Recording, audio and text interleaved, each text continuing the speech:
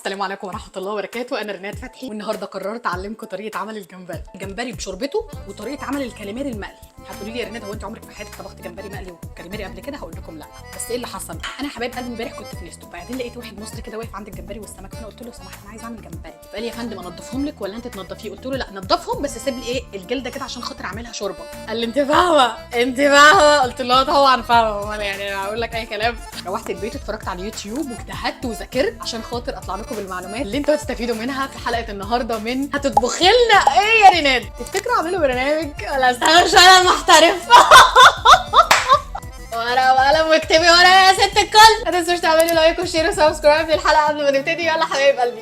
بنجيب معلقه سمنه ونسيحها، بننزل عليهم بالجمبري ونسيبه يتحمر شويه، بنقطع حلقات بصل وننزلهم عليها وعليهم فصين توم، كمان شويه طماطم وفلفل، وقلب يا باشا. البهارات فلفل اسود وكمون وملح وبابريكا وبهارات سمك، قلب يا باشا، وبعدين انزل بالميه السخنه لحد ما تغطيها. اوبس نسيت احط ليمون. اول ما تغلي هنوطي عليها شويه ونقفل بعد كده الحله، وهنسيبهم شويه بس مش كتير عشان الجمبري بيتسلق بسرعه وزي ما انتم شايفين. اللهم صل على النبي. ان شاء الله تحفه.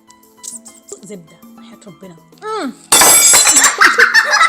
الى ماما لو انت بتتفرجي عليا افتخري بيا عشان انا بقيت شاطره وبقيت بعمل سمك. المعايرات بتاعتك دي ما عادتش هتنفع والله يا ماما روعة. ربنا نجانا عشان بقاله الحمد لله. ماما